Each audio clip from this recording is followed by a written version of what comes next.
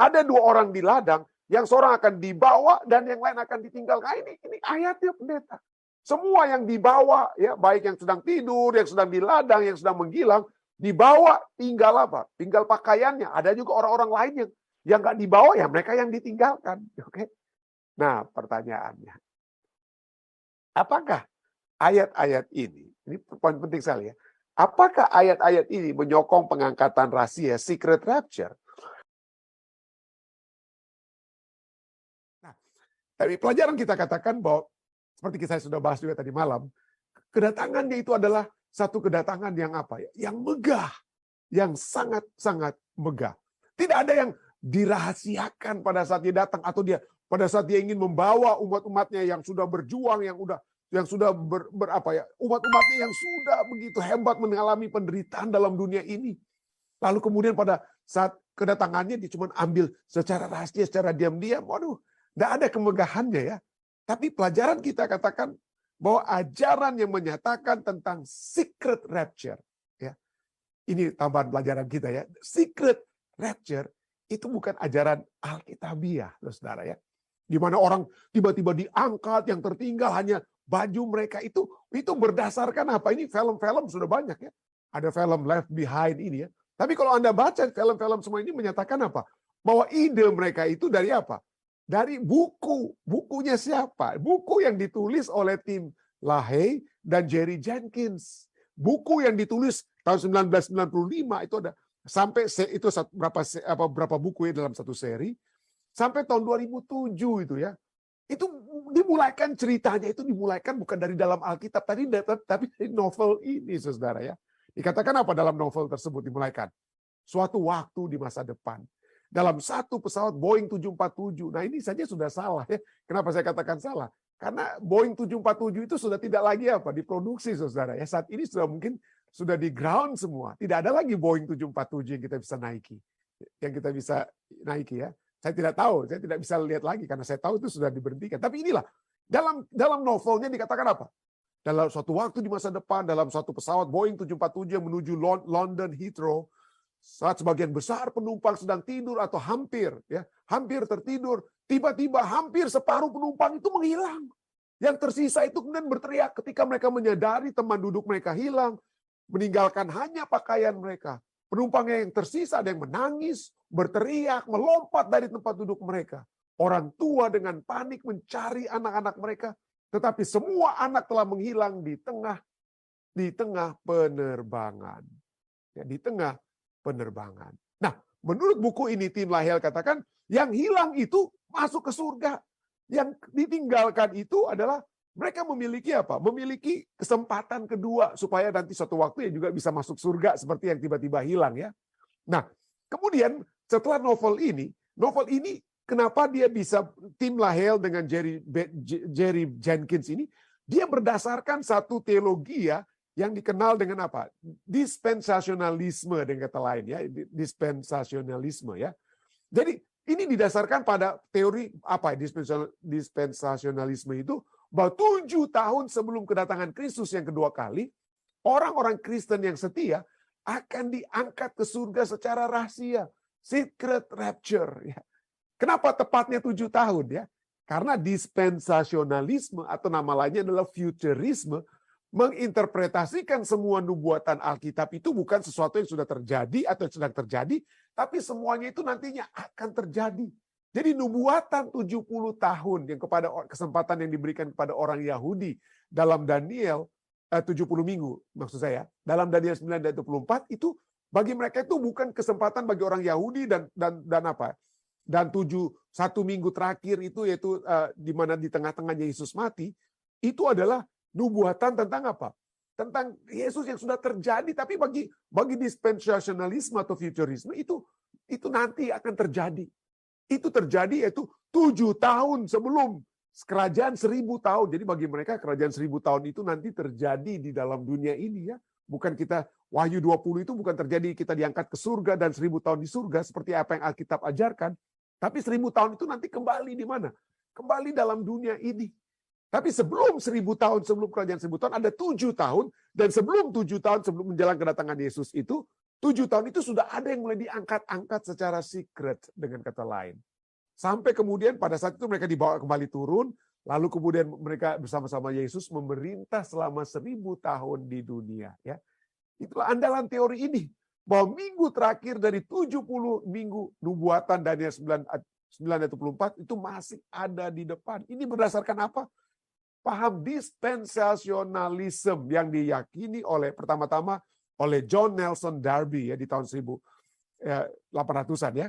Jadi itu adalah cara dispensasionalisme adalah cara menginterpretasikan Alkitab dengan membaginya ke beberapa dispensasi atau periode yang berbeda saat Allah itu berurusan dengan manusia. Jadi sebelum Adam ada masa innocence ya, masa orang kemurnian, lalu masa Adam dan seterusnya, sampai masa kita saat ini ada kurang lebih ada yang katakan 7, ada yang 8 dispensasi, ada yang katakan 4. Jadi tapi tujuan pembagian adalah untuk apa?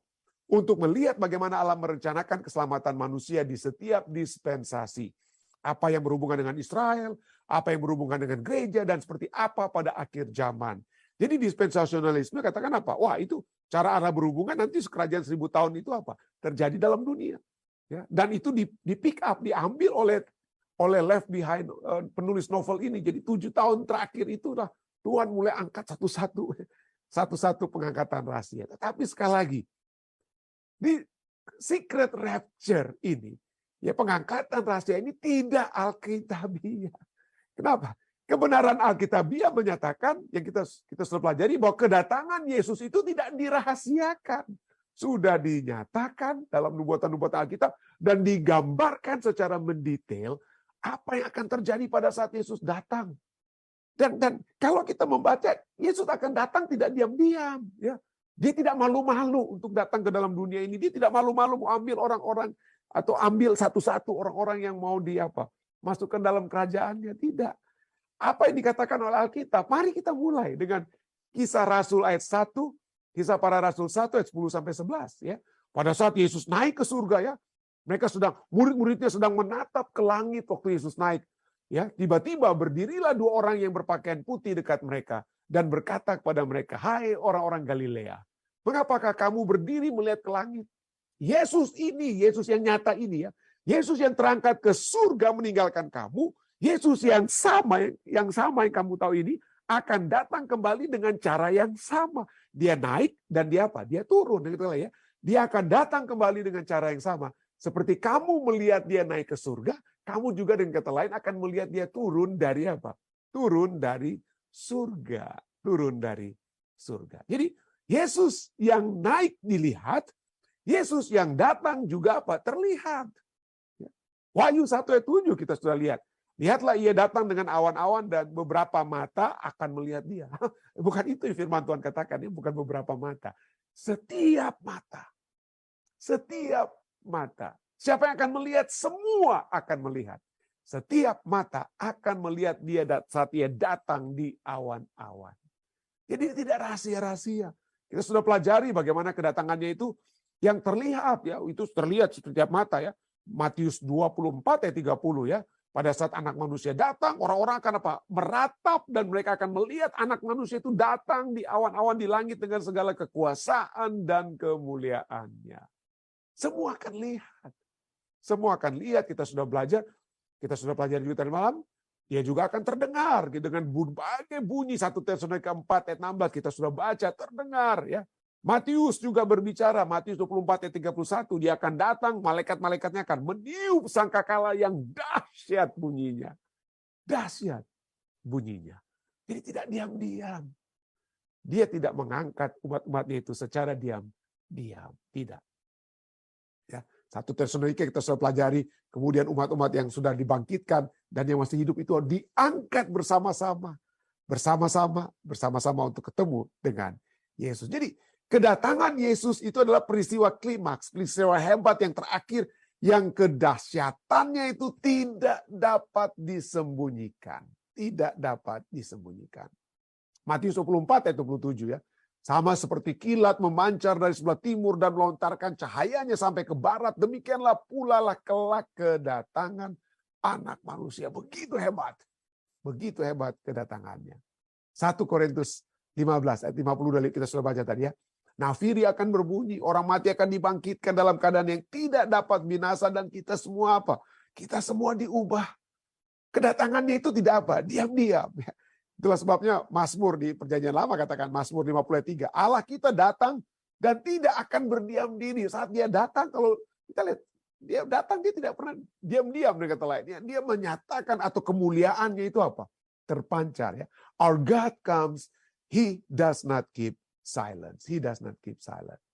Jadi, orang benar, poin lainnya kita lihat ya, selain kedatangannya kita sudah bisa dengar, kan ajaran secret rapture ada selama 7 tahun selama 7 tahun ya.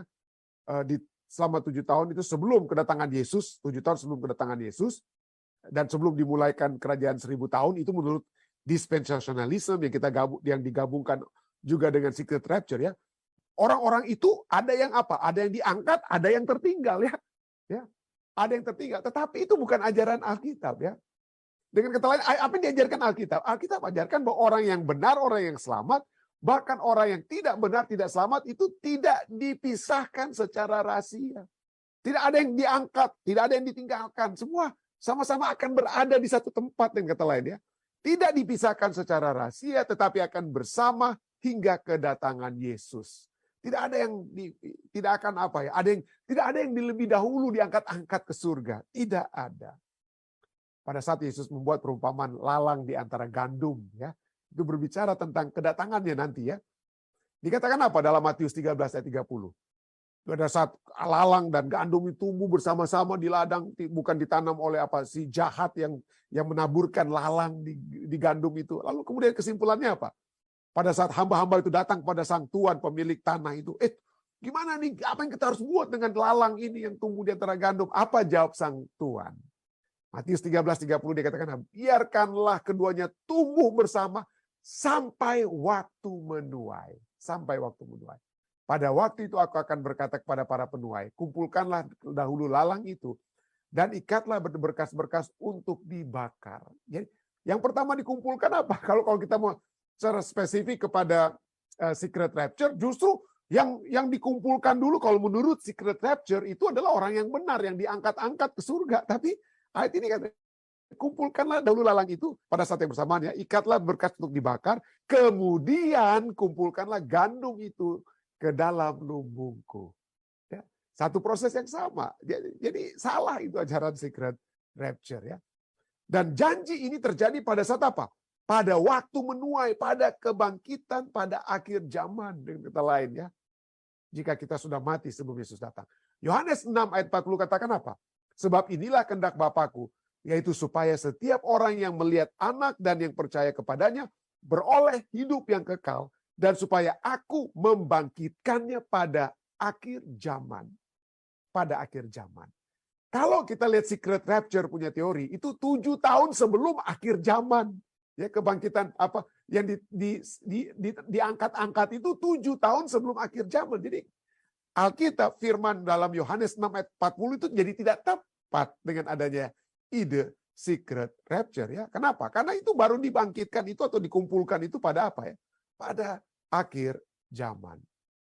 Nah, tentu saja ada yang mengatakan, oh pendeta, oke, kita mengerti pendeta ya.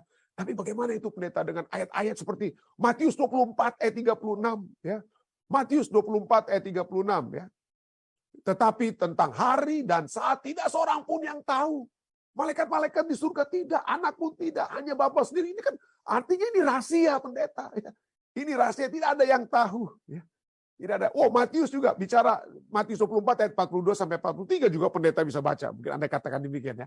Berjaga-jagalah sebab kamu tidak tahu pada hari mana Tuhanmu datang, tetapi ketahuilah jika Tuhan tahu pada waktu pada malam hari pencuri akan datang, sudahlah pasti ia berjaga-jaga dan tidak akan membiarkan rumahnya dibongkar. Nah, pertanyaannya, ini berbicara apa ya? Ya, tapi ketahuilah, Yesus katakan di sini. Tapi ketahuilah ini. Apa yang tidak diketahui dengan lain ya? Dengan lain. Ini ayat 24 tadi ya. Tidak tahu di kapan apa. Tidak seorang pun yang tahu. Matius 24. Tidak tahu hari mana Tuhanmu datang. Apa yang tidak diketahui? Nah, itu poinnya ya. Apa yang diketahui? Apakah yang tidak diketahui itu adalah waktu kedatangannya atau cara kedatangannya. Jadi kalau kita merasa bahwa yang tidak diketahui, yang misteri, yang rahasia itu adalah cara kedatangannya, maka secret rapture saya bisa terima. Saya bisa terima kalau ayat ini berbicara tentang cara Yesus datang, tidak ada yang tahu. Jadi dia comot-comot kiri kanan sehingga orang punya baju-baju saja yang tertinggal, yang lainnya dia sudah angkat ke surga. Kalau itu yang dikatakan yang tidak diketahui itu adalah cara, maka itu tepat. Tapi kalau kita lihat dari ayat-ayat ini, yang tidak diketahui itu bukan cara, tetapi waktu. Bukan cara, bukan metode kedatangannya, tetapi waktu kapan ia datang. Tetapi waktu. Jadi hari dan saat tidak seorang pun yang tahu. Berjaga-jagalah kamu tidak tahu pada hari mana Tuhanmu datang. Jika tuan rumah tahu pada waktu. Jadi ini semua berbicara tentang apa? Waktu, tentang kapan. Ya, bukan tentang how, bagaimana kedatangannya, tapi when, ya kapan kedatangan. Jadi tidak ada yang tahunya when, bukan how-nya itu. How-nya itu bagaimana caranya itu sudah sangat jelas, kita sudah baca tadi, kedengaran, terlihat. Semuanya sudah tahu caranya Yesus datang. Bagaikan kilat dari timur ke barat, itu caranya. Tapi waktunya kita tidak tahu. Waktunya misteri, waktunya yang rahasia, bukan caranya comot-comot yang rahasia, bukan. Itulah sebabnya Matius 24 ayat 44 katakan apa? Sebab itu hendaklah kamu juga siap sedia, karena Anak Manusia datang pada saat yang kamu tidak duga. Bukan katakan Anak Manusia akan datang dengan metode yang kamu tidak duga, karena metodenya rahasia. Secret rapture, bukan. Ini berbicara tentang waktu, saat yang tidak kamu duga. Oke. Mungkin oke, pendeta. Pendeta sudah jawablah yang ini ya, Matius. Bagaimana dengan Lukas 17, pendeta? Lukas 17 ayat 34 sampai 36. Aku berkata kepadamu, pada malam itu ada dua orang di atas satu tempat tidur, yang seorang akan dibawa dan yang lainnya akan apa? Ditinggalkan. Ada dua orang perempuan bersama-sama menggilang atau ya, di padang ya. Yang seorang akan dibawa menggilang atau ya. Ada seorang yang akan dibawa dan yang lain akan apa? Ditinggalkan. Kalau ada dua orang di ladang, yang seorang akan dibawa dan yang lain akan ditinggalkan. Ini ayatnya, pendeta. Semua yang dibawa, ya baik yang sedang tidur, yang sedang di ladang, yang sedang menggilang, dibawa tinggal apa? Tinggal pakaiannya. Ada juga orang-orang lain yang nggak dibawa, ya mereka yang ditinggalkan. Oke. Nah, pertanyaannya, apakah ayat-ayat ini poin penting sekali ya, apakah ayat-ayat ini menyokong pengangkatan rahasia secret rapture?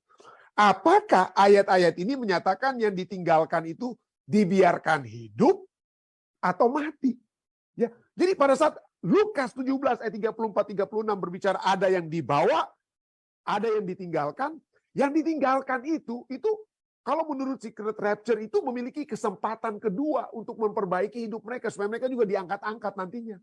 Itu secret rapture punya ajaran.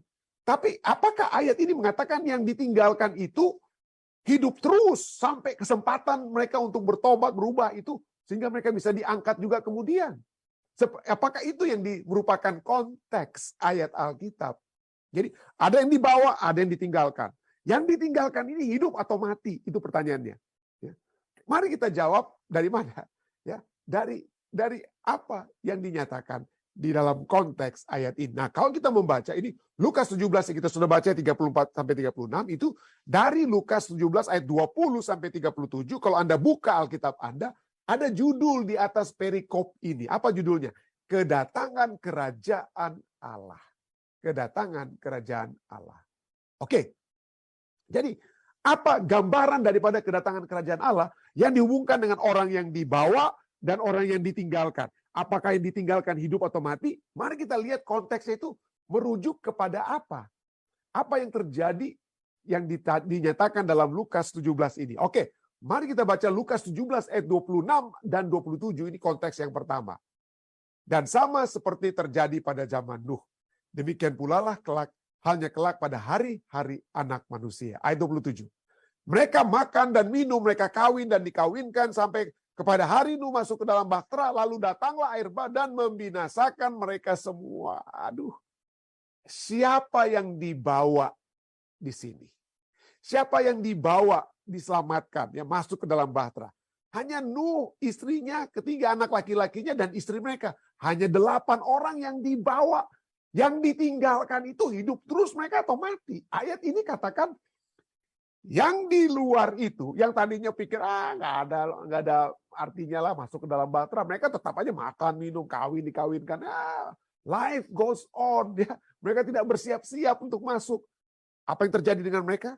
Yang ditinggalkan ini, matilah mereka, saudara ya. Binasalah mereka saat itu. Yang selamat, yang dibawa, yang selamat itu hanya Nuh dan anggota keluarganya. Lukas 17 bukan hanya memberikan contoh tentang Nuh. Ayat 28 dan 29, saya mohon maaf, saya tidak sempat 28-nya saya tidak tulis ya. Lukas 17 ayat 28 dan 29 katakan apa?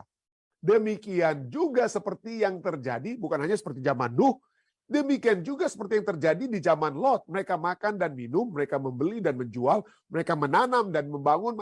Life goes on, biasa. Nggak perlu siap-siap untuk datangan Tuhan, dengan kata lain ya. Nggak perlu siap-siap dengan apa yang akan terjadi.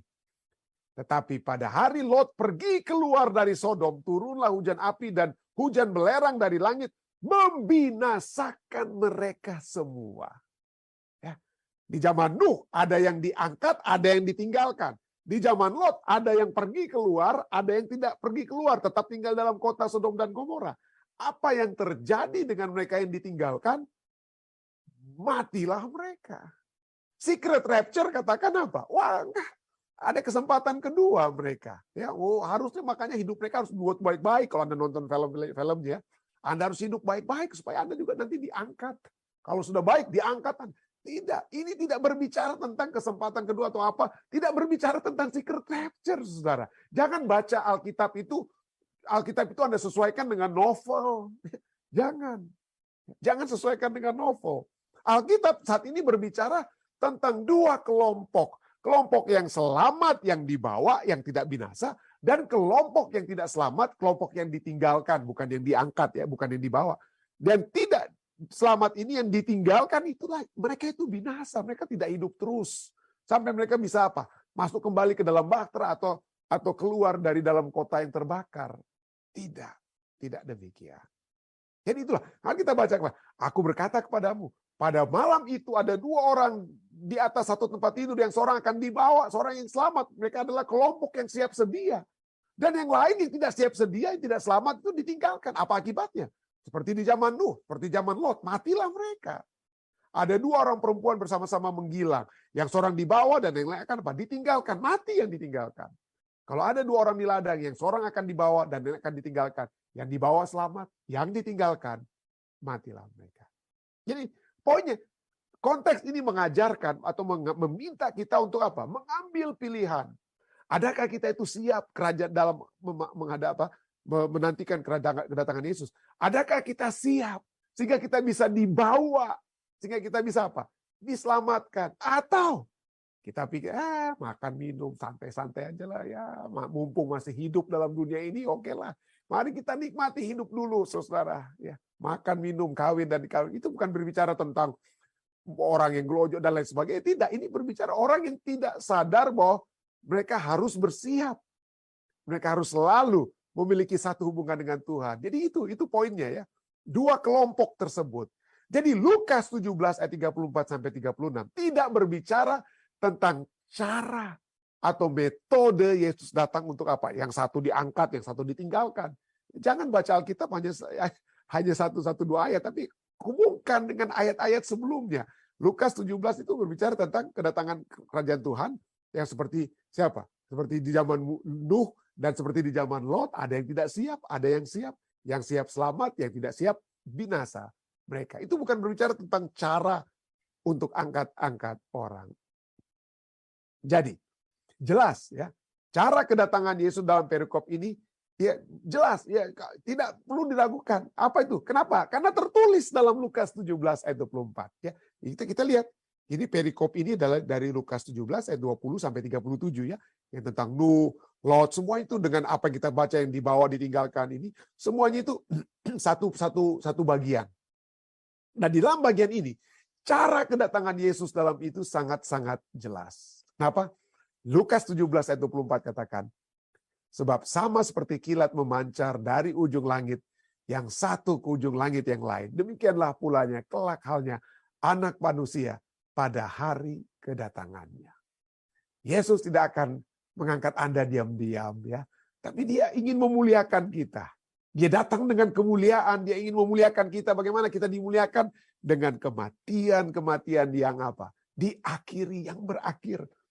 Anggota-anggota keluarga kita, dan jika kita sudah mati juga pada saat itu, kita dimuliakan, kita diubahkan, dimuliakan dengan pertama-tama apa? Kita dibangkitkan, saudara.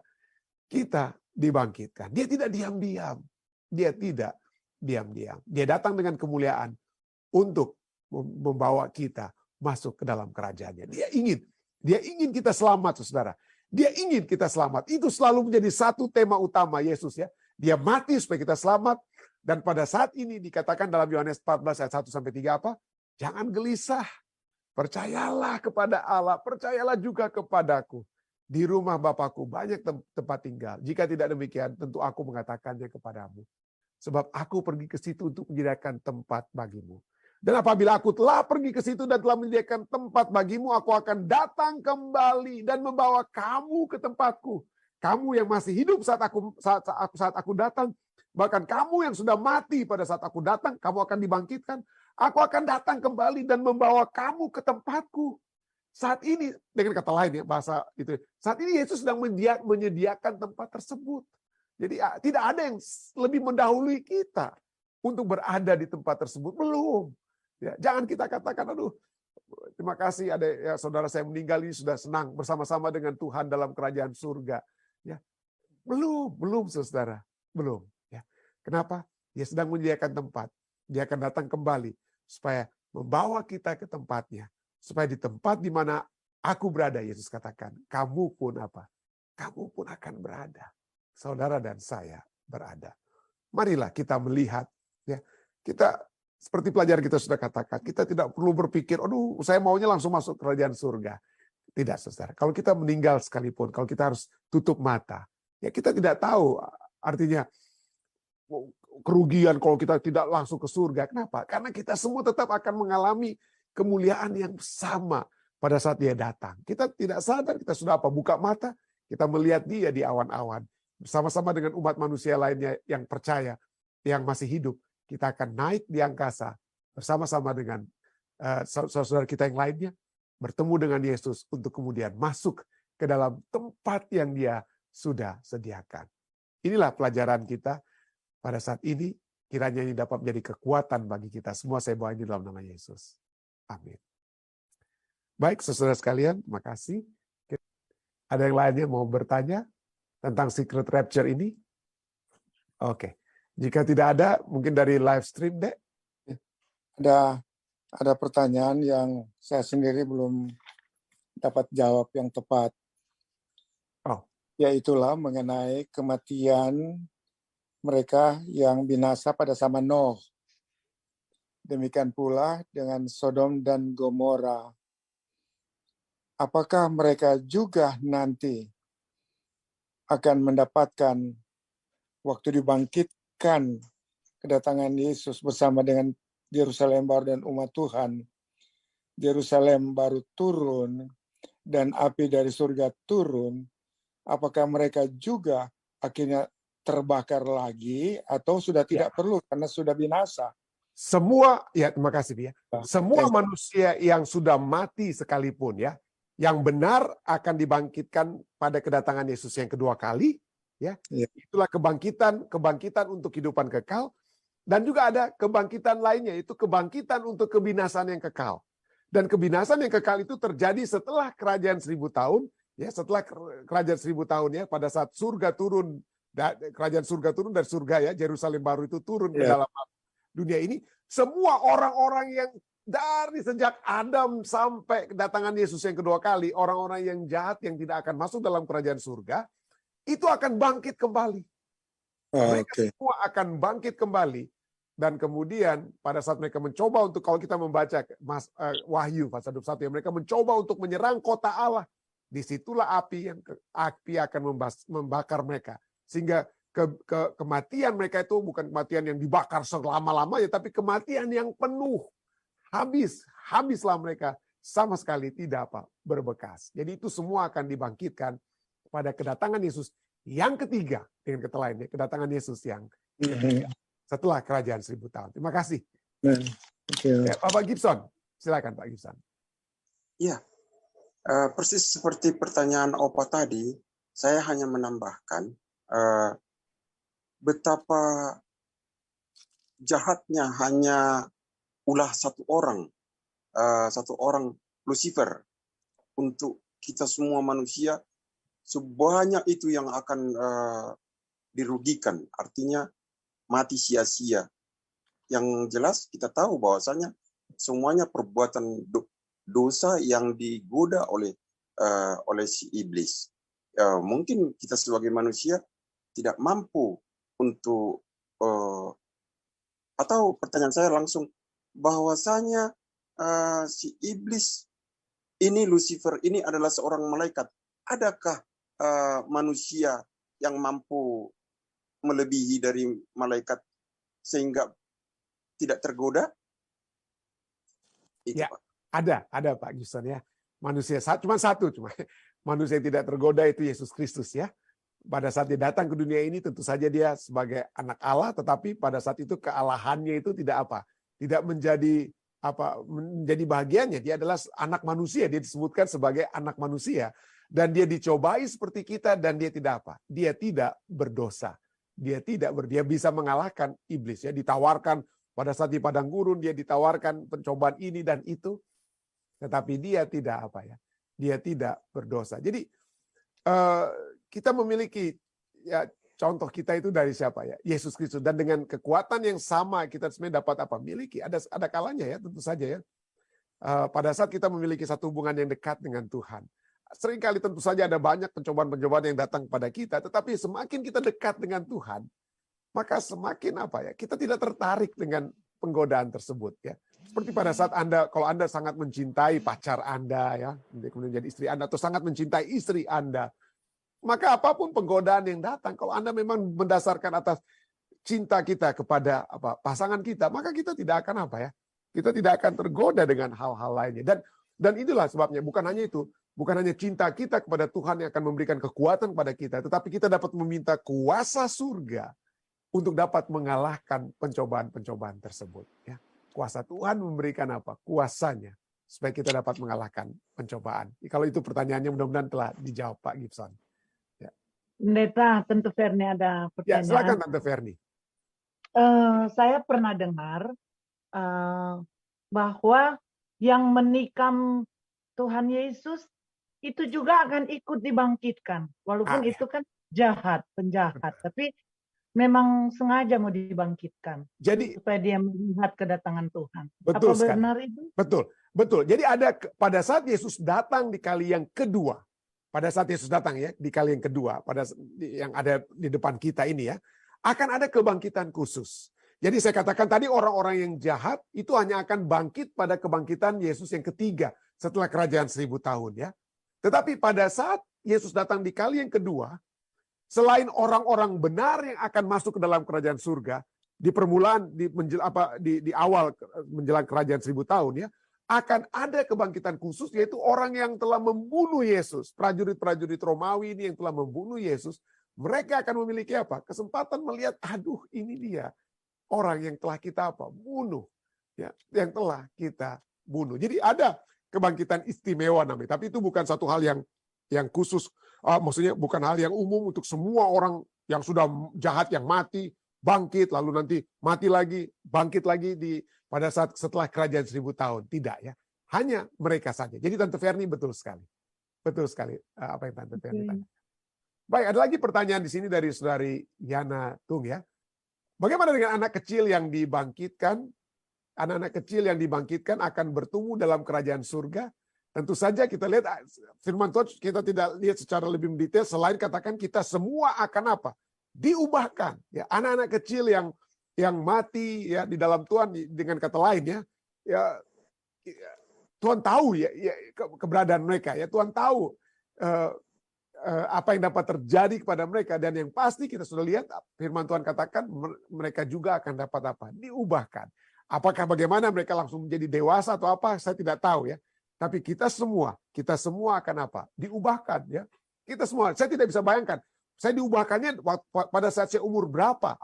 Waktu masih kira-kira Stephen Rantung pada saat dia berumur 25 tahun atau 30 tahun, saya tidak bisa berspekulasi tentang hal tersebut. Tetapi poinnya adalah kita semua apa? Kita semua akan diubahkan. Kita semua akan diubahkan. Baik, terima kasih untuk pertanyaan tersebut ya. Baik, jika tidak ada lagi, silakan deh dari live stream. Pendeta, ada satu pertanyaan dari YouTube, dari Marcella Cecilia, katanya, bagaimana dengan ayat yang menyatakan bahwa Tuhan Yesus datang seperti pencuri di malam hari? Itu apa ada hubungannya dengan secret rapture? Tidak dikatakan Yesus akan datang sebagai pencuri, tetapi itu berbicara seperti kita tahu ya, yang kita sudah baca tadi ya. Itu berbicara tentang apa? Perumpamaan tentang bagaimana kalau kita misalnya, mari kita lihat saja ya, yang tadi Matius ya, Matius 24 ayat 43 ya, ayat 42, mari kita baca. Matius 24 ayat 42. Karena itu berjaga-jagalah sebab kamu tidak tahu pada hari mana Tuhanmu datang. Tetapi ketahuilah ini, jika tuan rumah, dibuat perumpamaan, jika tuan rumah tahu pada waktu mana pada malam hari pencuri akan datang, sudahlah pasti ia berjaga-jaga dan tidak akan membiarkan rumahnya dibongkar. Jadi ini berbicara tentang perumpamaan yang bukan menyatakan tentang Yesuslah itu yang menjadi pencuri tersebut ya. Yang datangnya tiba-tiba, tidak. Ini berbicara tentang apa? Bagaimana kita harus berjaga-jaga. Jadi bukan si Yesus yang bercuri, ini fokus daripada yang Yesus katakan dalam Matius 24. Ini adalah supaya saudara dan saya berjaga-jaga seperti tuan rumah yang berjaga-jaga kalau ada pencuri yang mau Pencuri yang mau datang.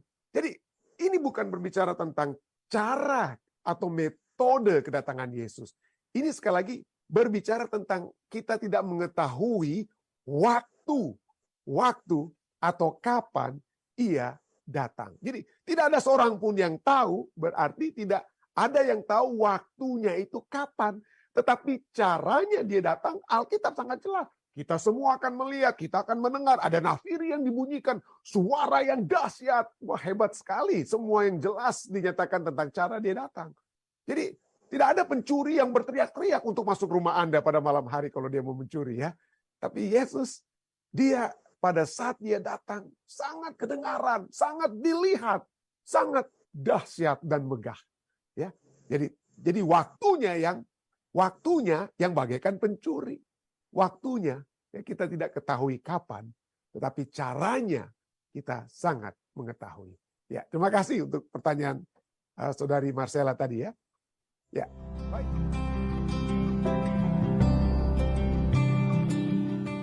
Memasuki pelajaran yang baru ya. Menarik sekali pelajaran ini. Mungkin ini ada berhubungan dengan apa yang telah terjadi mungkin 2 tahun atau ya 2,5 tahun belakangan ini oleh sebab begitu banyaknya mungkin orang-orang yang telah beristirahat di dalam Tuhan ya, dan juga oleh sebab adanya pandemik, sehingga kita memiliki satu pelajaran sekolah sahabat yang menyatakan tentang tentang masalah-masalah yang sedang hadapi saat ini, penderitaan, kematian, dan adanya tentu saja pengharapan yang dapat menjadi bahagian kita.